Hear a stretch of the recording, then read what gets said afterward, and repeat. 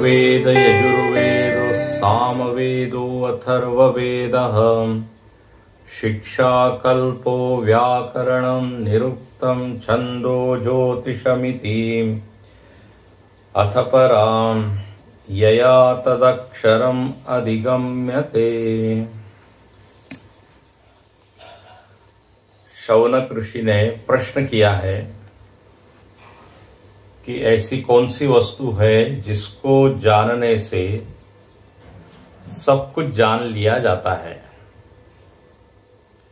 यह अद्भुत प्रश्न है। प्रायः ऐसे प्रश्न हम लोग करते नहीं हैं। इस तरह के प्रश्न अपने मन में आते नहीं हैं। तो जिसने पहले कुछ तैयारी की है, चिंतन किया है, पहले जिसकी कुछ कमाई है पुण्य की, उसी के अंतःकरण में इस तरह के प्रश्न अंकुरित होते हैं। इस प्रश्न के उत्तर में आचार्य ने, जो कि अंगिरस ऋषि है, उन्होंने कहा 2 विद्याओं को जानना चाहिए और उनके नाम उन्होंने कहे, संज्ञा अपरा और परा। अपरा विद्या का विस्तार 5वें मंत्र में किया और परा विद्या का भी। भाष्यकार ने 4थे मंत्र के भाष्य में एक एक पंक्ति लिख दी थी कि अपरा मतलब धर्म अधर्म से संबंधित विद्या। धर्म अधर्म का क्या स्वरूप है, उसका क्या फल है, उसका जीवन में क्या उपयोग है, यह अपरा। तो परा के बारे में केवल एक शब्द दिया, परमात्म विद्या, जिस विद्या का विषय परमात्मा है। सूत्र रूप से तो 4थे मंत्र में आचार्य ने उत्तर दिया। अब इसका विस्तार जो है वो उन्होंने 5वें मंत्र में किया। तत्र अपरा ऋग्वेदो यजुर्वेद सामवेदो अथर्ववेद। बोले अपरा विद्या के अंतर्गत 4 वेद आते हैं और 6 वेदांग, शिक्षा कल्प व्याकरणम निरुक्तम छंदो ज्योतिषम। तो कुल मिला के ये 10 चीजें अपरा विद्या में है। 4 वेद और 6 वेदांग। अब ये 4 वेद जो यहां बताए, इसका अर्थ क्या है? ऋग्वेद यजुर्वेद इत्यादि। तो ऐसा है कि कुछ मंत्र ऐसे हैं जिनमें अक्षरों की मात्रा और पाद मतलब उनके चरण, एक एक क्वार्टर, जिनमें ये नियत होते हैं, गिने हुए होते हैं, नियत होते हैं, कम ज्यादा नहीं होते हैं। ऐसे मंत्रों को कहते हैं रुक मंत्र। पाद और अक्षर जिसमें नियत हो। और ऐसे मंत्रों की अधिकता जिस वेद में है, उस वेद को कहा गया ऋग्वेद। अच्छा, जिन मंत्रों में पाद और अक्षर नियत नहीं है, अनियत है, कम ज्यादा है, तो ऐसे मंत्रों की अधिकता जिस वेद में है, उस वेद को कहते हैं यजुर्वेद, यजुर्मंत्र। ऐसे मंत्रों को कहा जाएगा यजुर्मंत्र। और यजुर्मंत्रों की अधिकता जिसमें है वो वेद यजुर्वेद। इसके बाद हम देखते हैं कुछ मंत्र ऐसे हैं जो गाए जा सकते हैं, गीति प्रधान उसको कहते हैं। तो गीति प्रधान मंत्रों की अधिकता जिस वेद में है उसको सामवेद कहते हैं। आप लोगों ने सुना भी होगा, कभी कर्मकांड होता है तो वहां पर सामगान प्रिय भगवान को कहते हैं। ये भगवान कैसे हैं, सामगान को पसंद करते हैं। फिर जो है पंडित लोग वो सामवेद के कुछ मंत्र गाते हैं। तो एक उसकी एक अलग ही स्टाइल है, एक शैली है गाने की।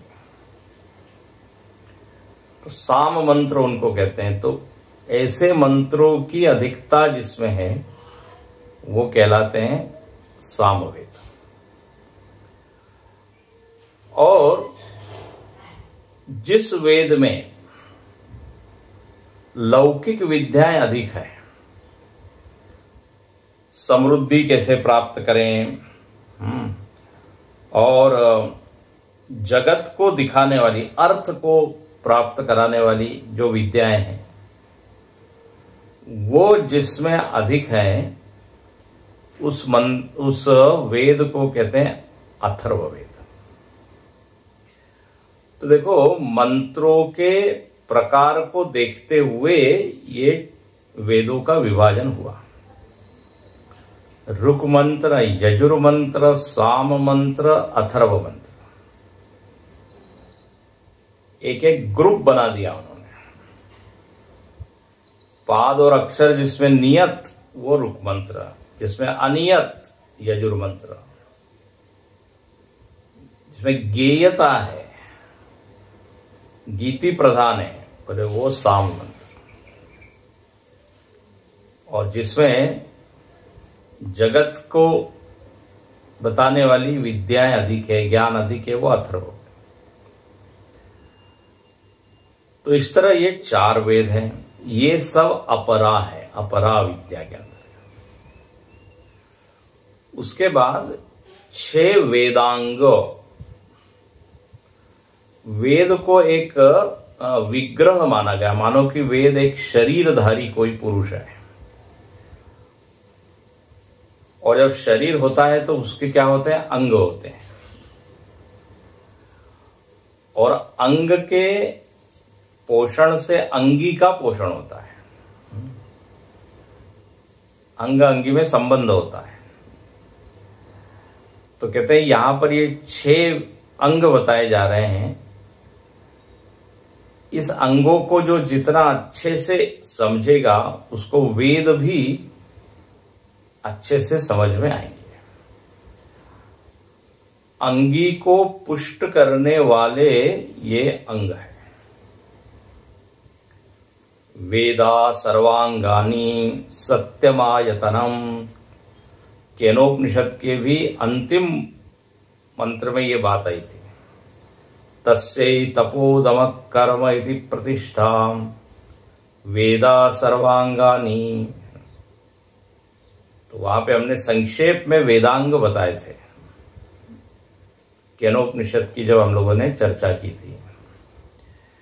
तो यहां पर स्पष्ट वो वेदांगों के नाम है। शिक्षा, कल्प।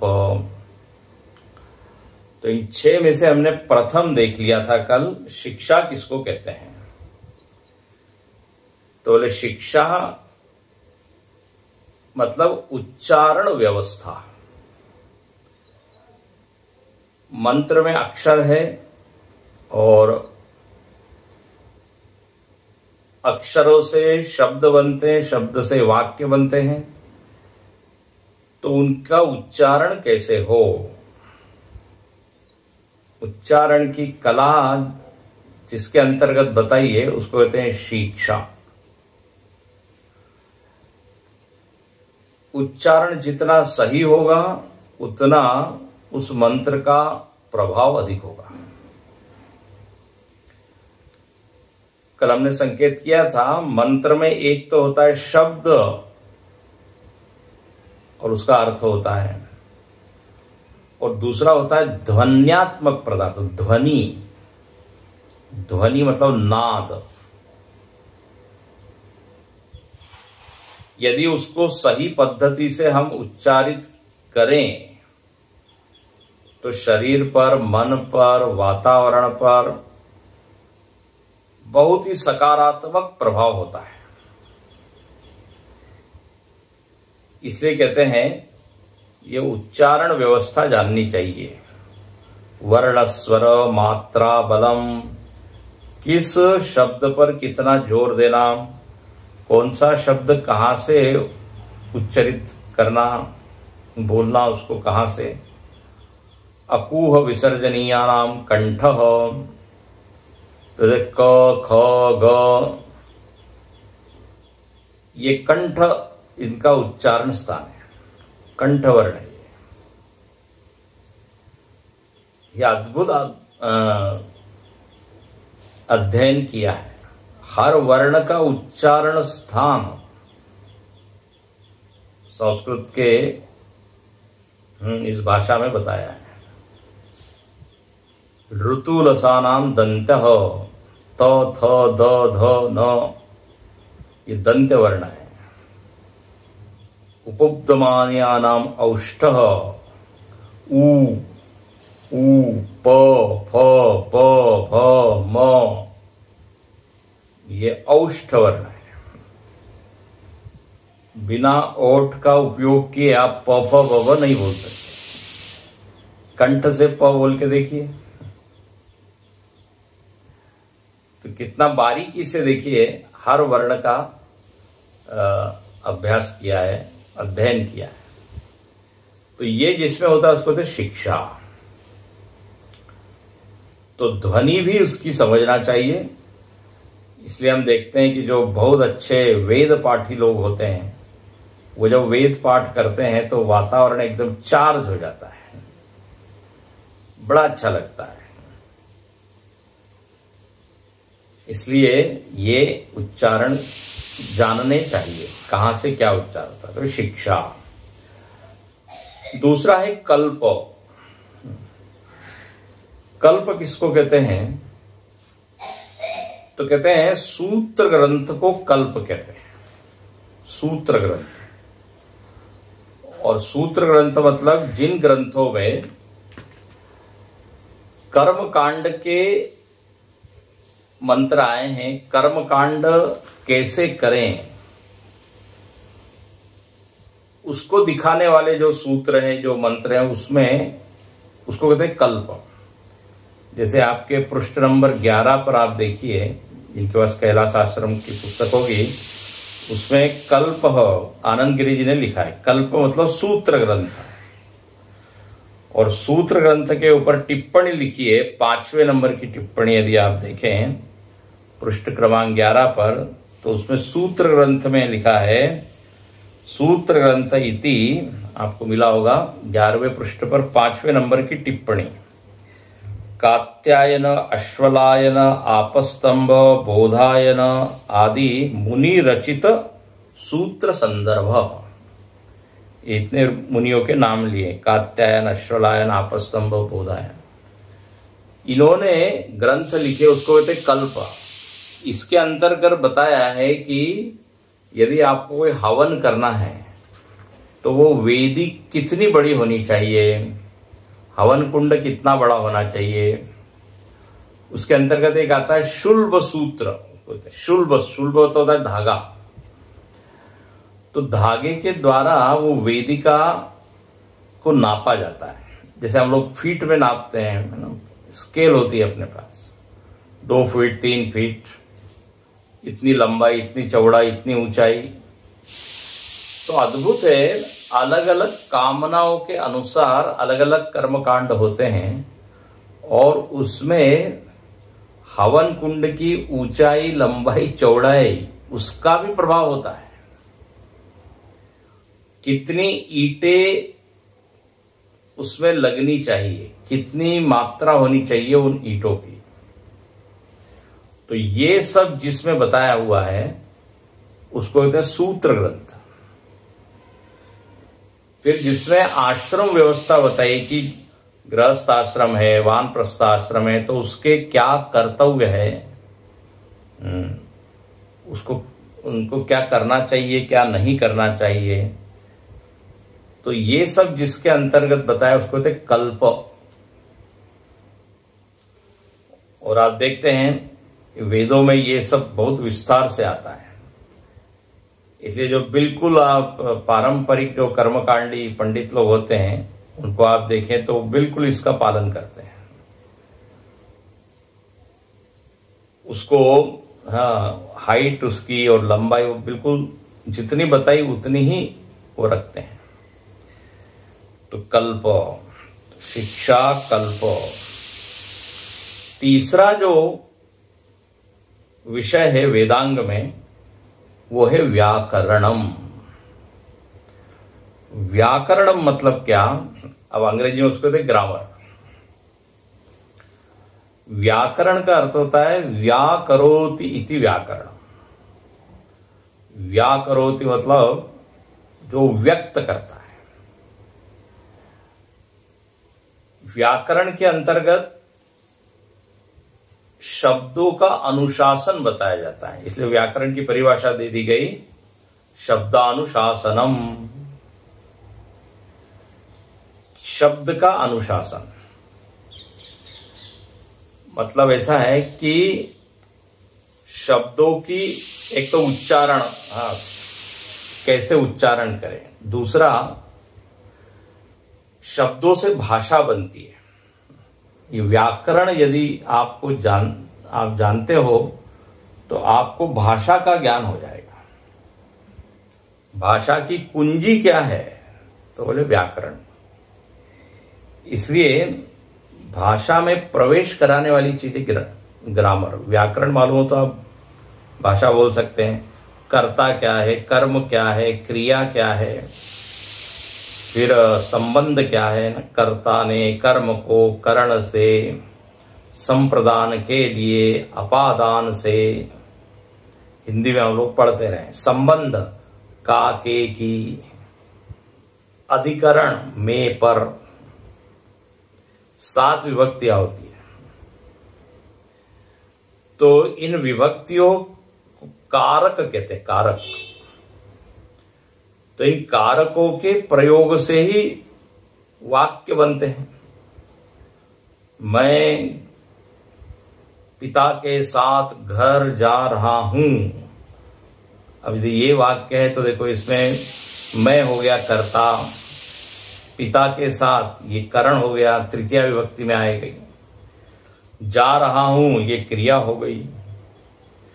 तो ये जिसमें इन सब चीजों का बहुत अच्छे से अध्ययन होता है उसको कहते हैं व्याकरण। फिर संधि होती है।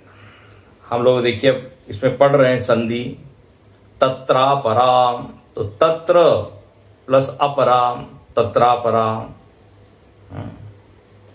तो संधि के जितने नियम हैं वो भी व्याकरण में बताए जाते हैं। उसके बाद समास होता है। समस्त पद, एक पूरा पद होता है, फिर उसको खोल के उस पद का अर्थ किया जाता है। रामेश्वर, तो रामेश्वर ये समस्त पद है।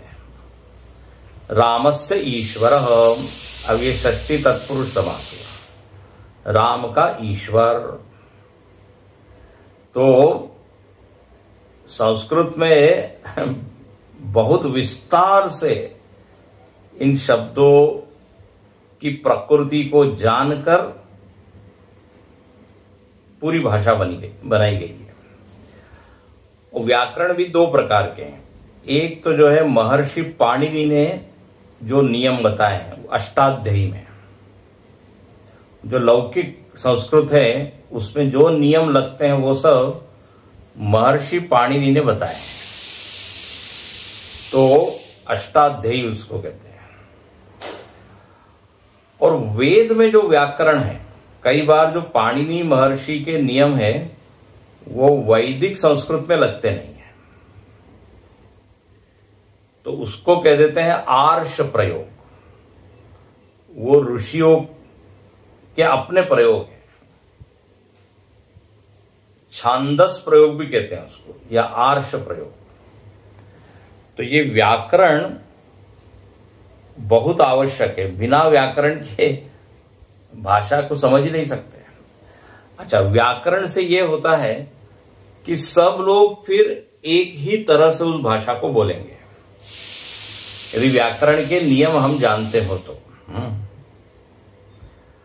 तो फिर चाहे उत्तर भारत में जाए, दक्षिण भारत में जाए, पूर्व में, पश्चिम में, जहां भी जाए, वहां पे एक ही तरह से बोले जाएंगे, क्योंकि नियम मालूम। अब देखिए, प्राचीन काल में संस्कृत भाषा जो थी वो उत्तर, दक्षिण, पूर्व, पश्चिम सब दूर बोली जाती थी। तो दक्षिण के व्यक्ति भी यदि उत्तर में गए, बद्रीनाथ, केदारनाथ में, तो वहां भी वो संवाद स्थापित कर सकते थे, क्योंकि उनको भी वो भाषा आती है, इनको भी भाषा आती है, और वो नियम उनको मालूम है। तो संवाद स्थापित करने के लिए देखिए, ये व्याकरण को जानना बड़ा जरूरी है। प्राचीन काल में संस्कृत भाषा लोक भाषा थी, सब लोग बोलते थे। कई बार ऐसा लगता है कि संस्कृत भाषा मतलब केवल ग्रंथों की भाषा है, ग्रंथों की नहीं, आम व्यक्ति बोलता था। अभी भी कुछ कुछ गांव है जहां पर सब्जी वाले भी संस्कृत में बोलते हैं, पूरा गांव ही संस्कृत ग्राम उसको कहते हैं। तो ये व्याकरण एक बहुत आवश्यक चीज है। तो कहते हैं कि शिक्षा, कल्प, व्याकरणम, 3 चीज हो गई। उसके बाद अगला जो वेदांग है वो है निरुक्तम। निरुक्त मतलब क्या होता है? तो कहते हैं ये निरुक्त ग्रंथ की रचना यास्क मुनि ने की है। यास्क मुनि निरुक्त के आचार्य हुए, और निरुक्त में शब्दों को उसका ये जाना जाता है कि शब्द बना कैसे, शब्द की संरचना कैसे हुई। तो देखिए, संस्कृत में कोई भी जब शब्द बनता है तो उसमें होती है धातु, मूल जो चीज होती है वो है धातु। एक ही धातु से सब शब्द बनते हैं, मतलब बहुत सारे शब्द बनते हैं। तो मूल मसाला जो मैटर है वो है धातु। भाई जैसे स्वर्ण एक धातु है ना, अपने व्यवहार में आप देखते हैं। लोहा एक धातु है, मेटल। अब धातु एक ही होती है, लेकिन उससे कितने तरह के पात्र, हथियार, क्या क्या बनते हैं। चिमटा और संडसी और स्क्रू ड्राइवर सब कुछ स्टील से ही बना है। धातु एक है, लेकिन उसमें विकृति लाके, उसमें परिवर्तन करके अलग अलग वस्तुएं बनाई जाती है। इतने सारे आभूषण हैं, लेकिन आभूषण का मूल जो तत्व है बोले वो एक ही है, सुवर्ण। तो ऐसे ही शब्द में मूल चीज होती है धातु। तो निरुक्त जो चीज है, निरुक्त में इसी का अध्ययन होता है कि कौन से शब्द कौन से धातु से बने। दूसरी बात, धातु के आगे कुछ अक्षर लगते हैं या शब्द लगते हैं, उनको कहते हैं उपसर्ग।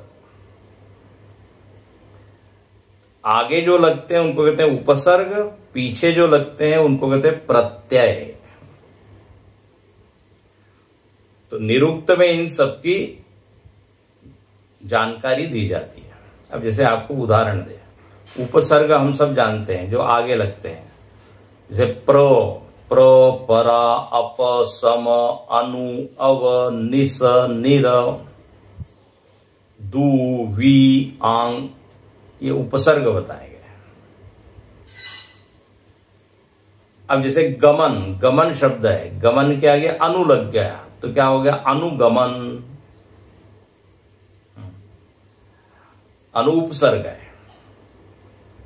शांति, शांति के आगे प्र लग गया तो क्या बन गया? प्रशांति। उपसर्ग, और उपसर्ग में एक ये प्रकृति होती है कि उपसर्ग लगाने से अर्थ बदल जाता है।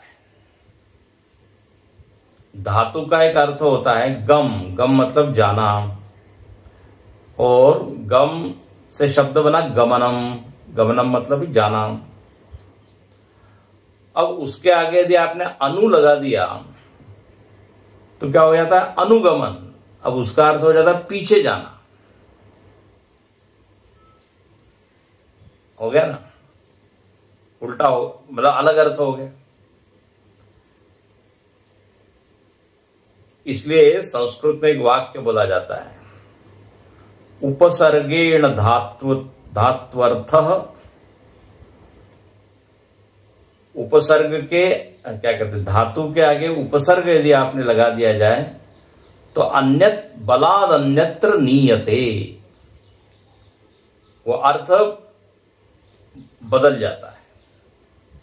अब जैसे आपको हम उदाहरण देते हैं, एक धातु है री, रू मतलब हरण करना। अब इस रू धातु के आगे उपसर्ग लगाइए तो इतने सारे शब्द बन जाते हैं। सम उपसर्ग लगा दिया जाए तो संहार, प्र उपसर्ग लग दिया जाए तो प्रहार, लगा दिया जाए प्रहार, आ उपसर्ग लगा दिया जाए आहार। अब देखो अर्थ बदल गया। आहार मतलब ग्रहण करना, संहार मतलब मारना, प्रहार मतलब आघात करना। विहार, वी उपसर्ग लग गया, धातु एक ही है रू, रू धातु के आगे वी लग गया तो विहार। प्रहार, आहार, संहार, विहार, है ना? बड़ी मजेदार बात। धातु एक ही है, शब्द इतने सारे बन गए। तो उपसर्गेण धात्वर्थ बलाद अन्यत्र नीयते। गम धातु है, गम से बनता है गच्छति, तो अनुगच्छति, संगच्छति, निर्गच्छति,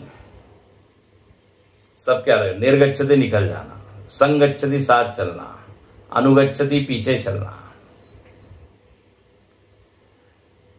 तो ये तो हुआ उपसर्ग आगे लगते हैं और प्रत्यय पीछे लगते हैं। तो निरुक्त में ये सब होता है। प्रत्यय, जैसे गम धातु में त्वा प्रत्यय लग गया तो बन गया गत्वा। गत्वा मतलब जा करके, ज्ञात्वा जा करके, ज्ञान प्राप्त करके। हाँ, ज्ञात्वा मतलब क्या? पीत्वा, पी करके, तो त्वा प्रत्यय, ल्यप प्रत्यय, बहुत सारे प्रत्यय हैं। अब उपनिषद शब्द बनता है, उसमें क्विप प्रत्यय लगता है। क्विप, उप और नी ये उपसर्ग है। उपनी शदलरी धातु है और उसके पीछे क्विप प्रत्यय लगता है तो शब्द बनता है उपनिषद। देखिए, बहुत मजेदार विषय है वास्तव में। तो निरुक्त यास्काचार्य जी के द्वारा ये रचित वेदांग है, इसका भी अध्ययन होना चाहिए, क्योंकि उसके बिना आपको अर्थ समझ में ही नहीं आएगा शब्द का। गमनम में कौन सा प्रत्यय लगा है, फिर पठित्वा कौन सा प्रत्यय लगा है, त्वा प्रत्यय, ल्यप प्रत्यय, ल्यूट प्रत्यय, बहुत सारे प्रत्यय। संस्कृत जब हम पढ़ते हैं तो उसमें ये सब आता है। तो शिक्षा, कल्प, व्याकरणम, निरुक्तम। फिर अगला जो वेदांग है उसको कहते हैं छंदः। छंद, छंद क्या होता है? तो किसी भी मंत्र को जब बोला जाता है तो उसमें एक तरह की अक्षरों की संख्या होती है, गिनी हुई होती है, और उसको यदि आप ठीक से जानते हो तो आप उसको ठीक से बोल सकते हो। छंद मतलब एक तरह से आप समझ लीजिए जिसमें गेयता है। गेयता मतलब गाया जा सकता है। देखो पहले से आसान बात बताएं, कविताओं का जैसे छंद होता है ना, उन छंदों में उतने अक्षर गिने हुए होते हैं। जैसे गायत्री छंद, उसमें 24 अक्षर है। अनुष्टुप छंद 32 उसमें अक्षर है। अब गीता के श्लोक अनुष्टुप छंद में है। तो जब ये छंदों को हम जानते हैं तो उसको हम ठीक से गा सकते हैं। जिस कविता में ये मात्रा और अक्षरों की संख्या गिनी हुई होती है तो उसमें गेयता आती है। अब एक कवि हुए सूर्यकांत त्रिपाठी निराला जिनको कहते हैं, उनकी वो पदवी है निराला। उन्होंने कहा हम छंद को नहीं मानते, छंद के बंद खुल गए। उन्होंने मुक्त छंद से मुक्त होकर के कविताएं लिखी। तो ऐसी कविताओं को फिर गाना मुश्किल हो जाता है। वो तो फिर क्या हो जाते हैं, गद्य के रूप में हो जाता है। और याद रखना, गेयता और स्मर्यता दोनों साथ में चलता है। आप जिसको गा सकते हैं उसको याद रख सकते हैं। गीता के श्लोक याद क्यों हो जाते हैं? क्योंकि उसमें गेयता है। गेयता क्यों है? क्योंकि उसमें अक्षरों की संख्या बिल्कुल गिनी हुई है। एक उसका विशिष्ट छंद है। छंद का बड़ा उपयोग है, इसलिए वेदों में अलग अलग तरह के छंद बताए हैं। बृहति, पंक्ति, जगति, गायत्री। छंद को भी जानना चाहिए। अच्छा, ऐसा कहते हैं छादना छंद। ये छंद क्या करते हैं, मंत्रों में देवता होते हैं उनको छिपा के रखते हैं। वो देवता की शक्ति कहिए, देवता का तेज कहिए, वो छिपा हुआ रहता है। जब हम उस छंद को जान करके बोलते हैं और गाते हैं तो ऐसा कहा गया वो देवता प्रसन्न होते हैं और वो कृपा करते हैं। देखो ये सब ऋषियों का ये सब विश्लेषण है, चिंतन है। तो छंद भी एक बहुत महत्वपूर्ण वस्तु है। छादना छंद, जो आच्छादन करे उसको कहते छंद। देवता को छिपा के रखे। और संस्कृत साहित्य में आप देखिए ना, वसंत तिलका छंद होते हैं अलग अलग तरह के। जो साहित्य पढ़ते हैं उनको मालूम होगा। कालिदास जी की जो कविता है, भवभूति की जो कविता है, उसमें अलग अलग छंदों का प्रयोग होता है। तो किसी में इतने मात्रा होती है, लघु, गुरु, छंद शास्त्र है अपने आप में। तो ये एक वेदांग कहलाएगा। तो कितने हो गए? शिक्षा, कल्प, व्याकरण, निरुक्त, छंद। और छठा जो वेदांग है उसको कहते हैं ज्योतिषम। ज्योतिष, ज्योतिष का क्या अर्थ होता है? तो ज्योतिष शब्द बना है ज्योति से, और ज्योति का अर्थ होता है प्रकाश। जिसके द्वारा हम देख सकें, है ना, उसको कहते ज्योति। जो ये ज्योतिष है, ये प्रकाशित करने वाली विद्या है। किसको प्रकाशित करती है? तो कहते हैं भविष्य में घटने वाली घटनाओं को जो प्रकाशित करे, जो ज्ञान कराए, वो है ज्योतिष विद्या। अब हम लोगों को देखिए ये ज्योतिष के प्रति बड़ा आकर्षण होता है। लोग जाते हैं, अपना हाथ दिखाते हैं, बताइए भविष्य में क्या है। तो जिस ज्योतिषी ने इस विद्या का अच्छे से अध्ययन किया हुआ है वो तो भविष्य बता पाता है और वो बिल्कुल सही होता है। अब कई बार कहते हैं ज्योतिष ने ये कहा था, वैसा तो कुछ हुआ ही नहीं, ज्योतिषी ने जो बताया था, तो उससे ज्योतिष विद्या के प्रति अश्रद्धा हो जाती है उनकी। भले भले सब कल्पना है, ये पैसे कमाने के धंधे हैं, लोग ऐसा बोल देते हैं ज्योतिष को। याद रखना, ज्योतिष विद्या में कमी नहीं है, ज्योतिषी में कमी है। ऊपर ऊपर से पढ़ लिया, गहराई से उसको जाना नहीं, उसकी बारीकियां देखी नहीं, तो फिर जो भविष्य बताया गया वो सही नहीं होता। अच्छा, ज्योतिष में भी दो होते हैं, एक होता है फलित ज्योतिष और एक होता है गणित ज्योतिष। अभी मैंने जिसकी चर्चा की उसको कहते फलित ज्योतिष। फलित ज्योतिष का संबंध अपने व्यक्तिगत जीवन से है कि हमारे जीवन में क्या घटनाएं घटेगी, आगे क्या परिस्थितियां आएगी, कौन सी बीमारी आएगी और कौन सी अच्छी घटना घटेगी, सुख दुख जो आगे आने वाला है वो जिसके द्वारा बताया जाता है उसको फलित ज्योतिष। मुझको लगता है ये फलित शब्द फल से बना है। भाई जो कुछ भी आपको मिलता है वो अल्टीमेटली क्या होता है, कर्म का ही फल होता है।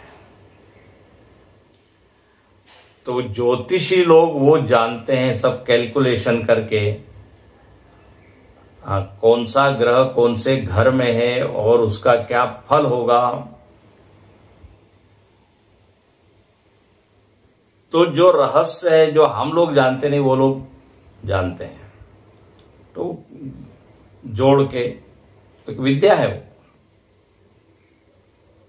वो फलित ज्योतिष। और एक होता है गणित ज्योतिष।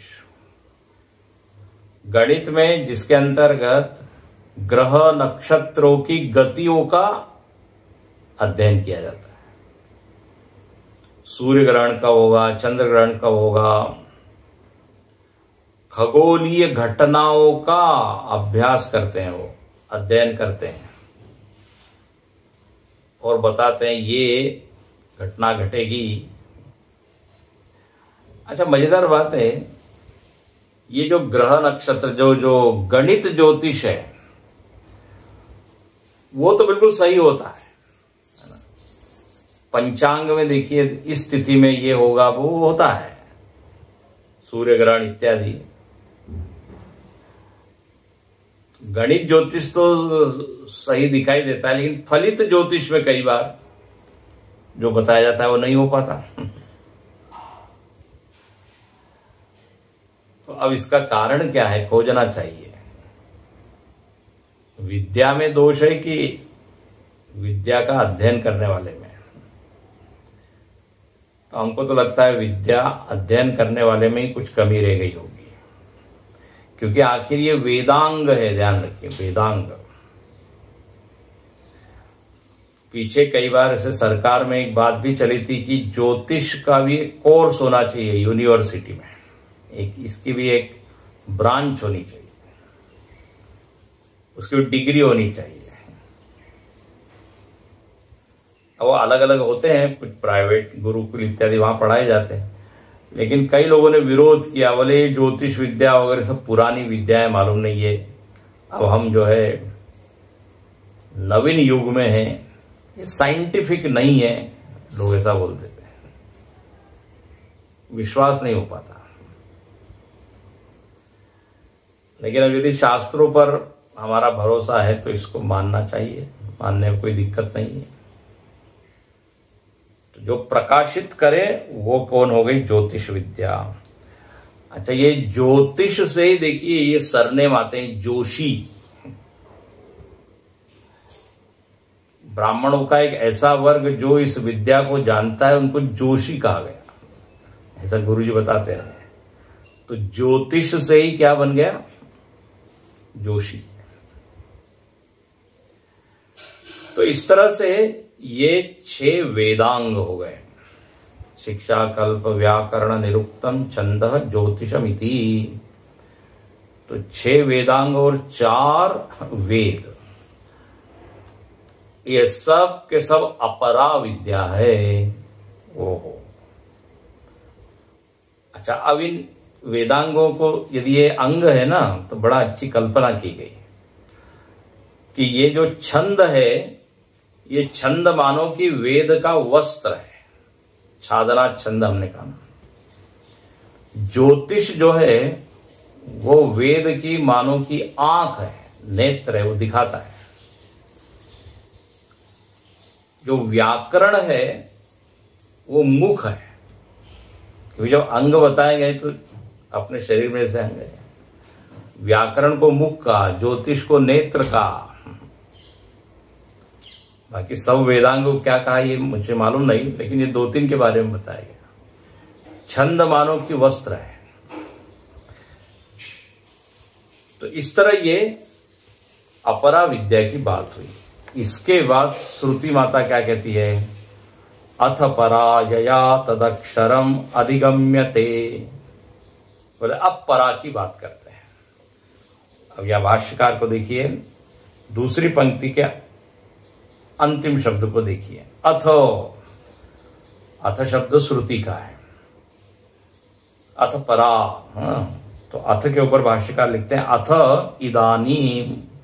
इदानीम मतलब अब। तो अथ का अर्थ किया अब, अपरा की चर्चा हो गई अब परा विद्या बताते हैं। तो अथ मतलब इदानीम इयम परा विद्या उच्यते।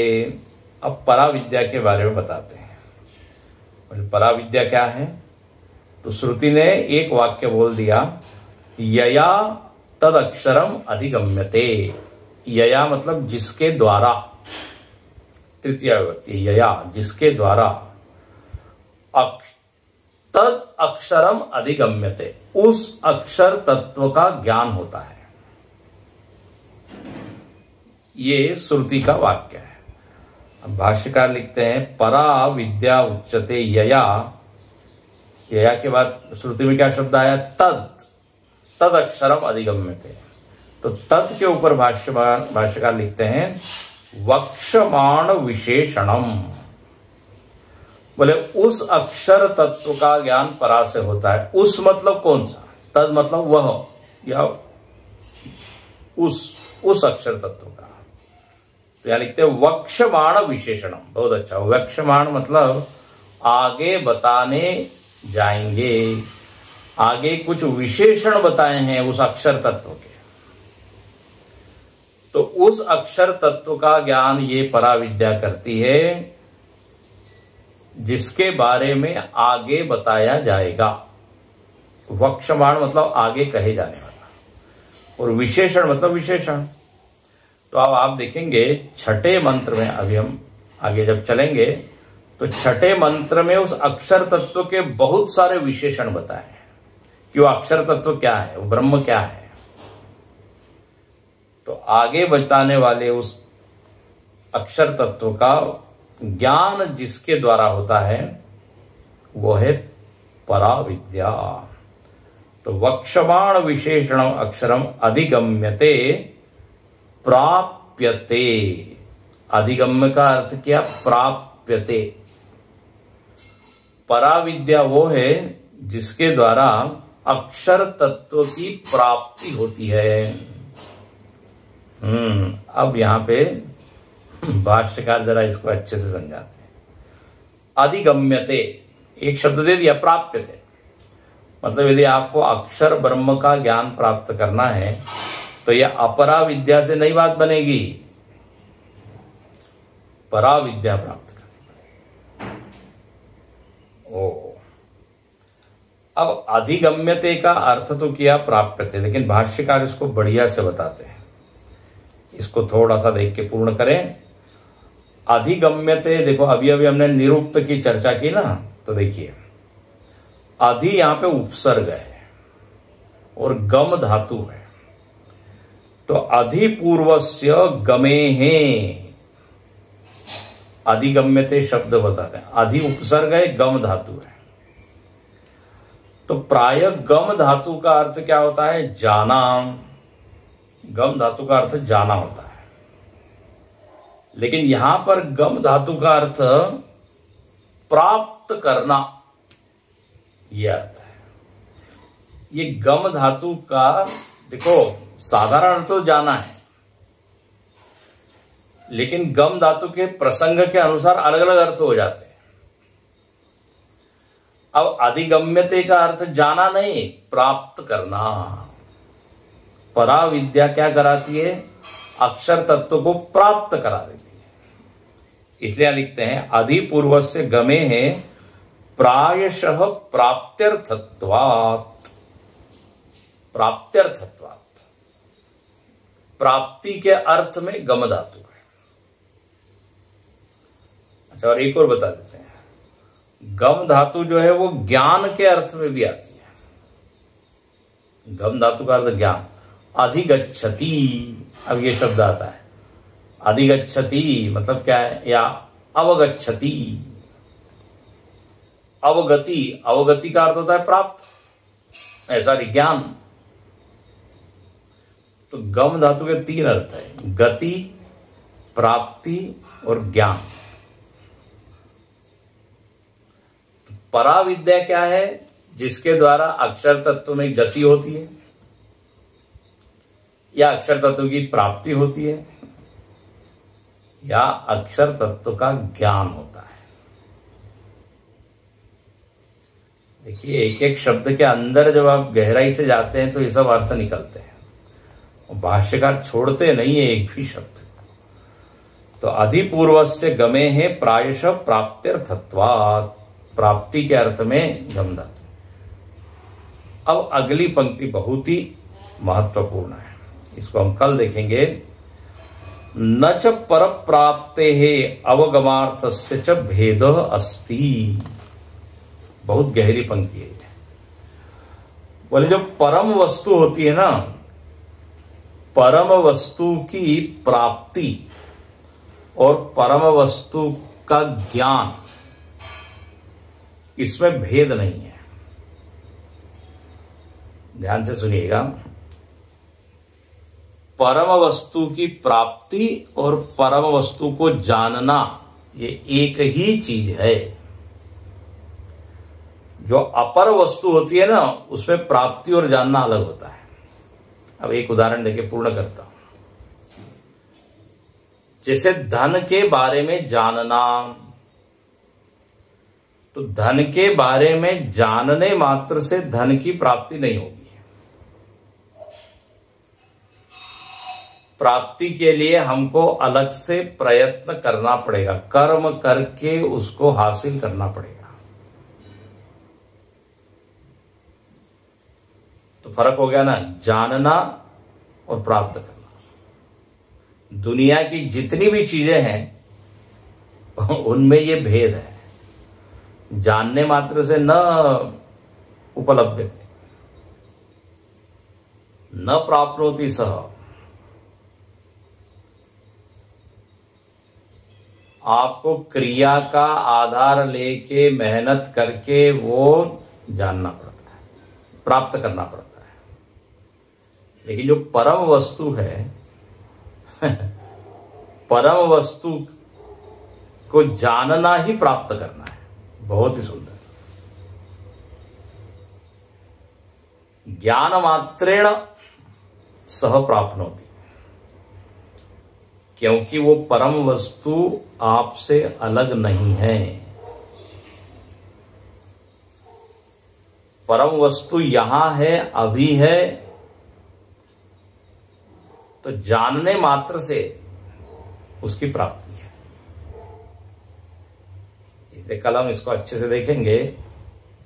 न भेद अस्ति, परम वस्तु की प्राप्ति और अवगति मतलब जानना, दोनों एक ही चीज है। परा विद्या यही कराती है। यहाँ रुकते हैं। ओम पूर्णमद पूर्णमिदं पूर्णात्